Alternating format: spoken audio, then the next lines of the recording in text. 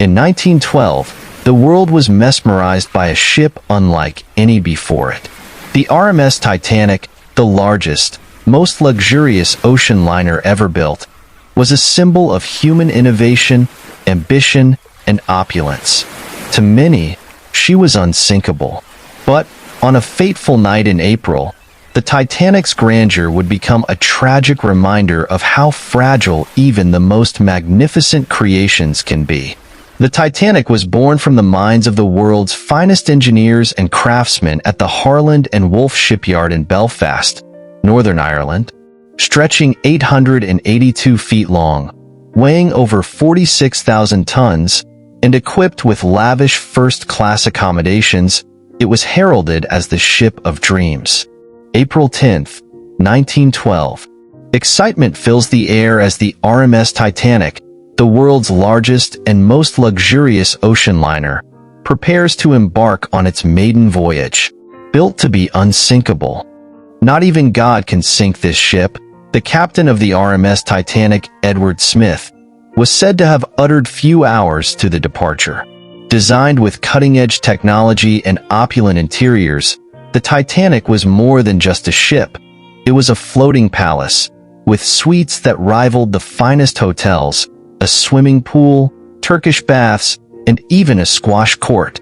It was built to be the epitome of luxury. Passengers ranged from the world's elite, who enjoyed lavish first-class accommodations, to immigrants in third class, hoping for a new life in America.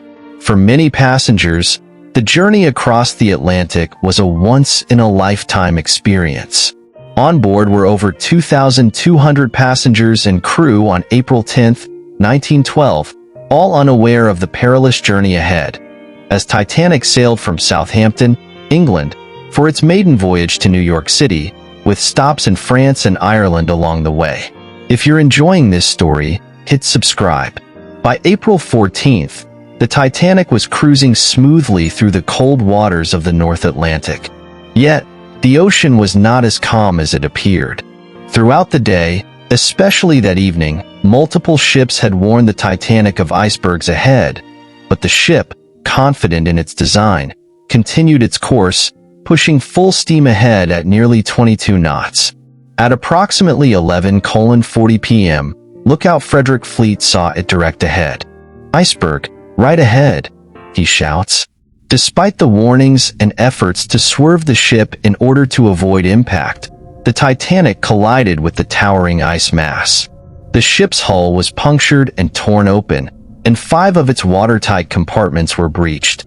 Within moments, the unsinkable ship began its tragic descent into the icy waters.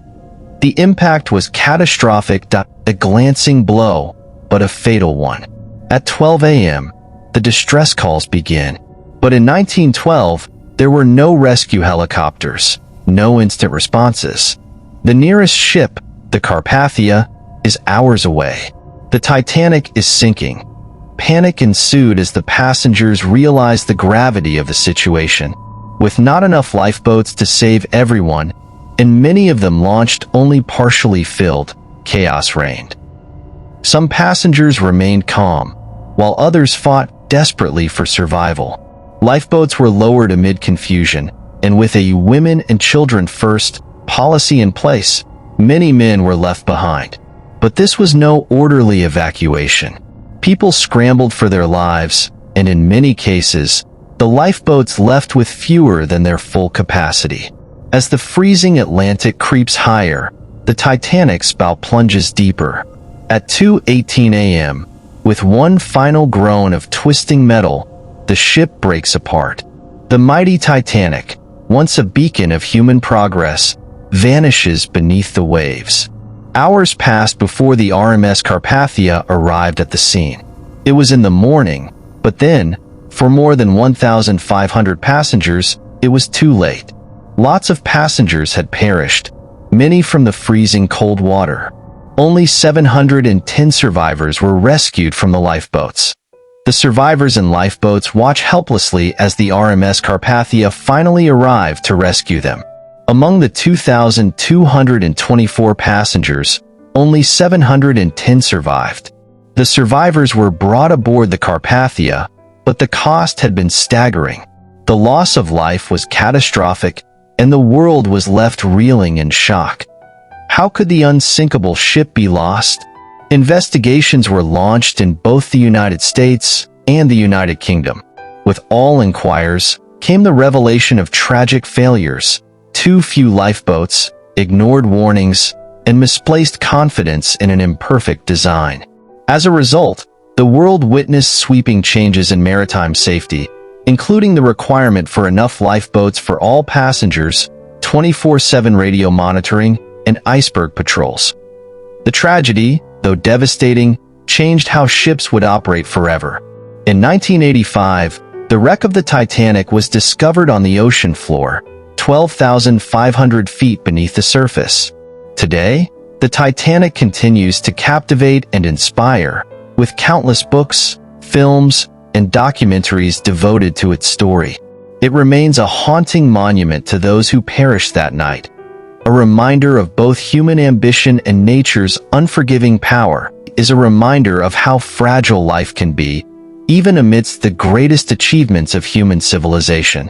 The Titanic will forever remain a symbol of the price paid when the boundaries of technology and nature collide.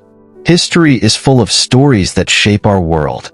If you found this journey through time insightful, hit subscribe and turn on notifications to uncover more forgotten moments in history.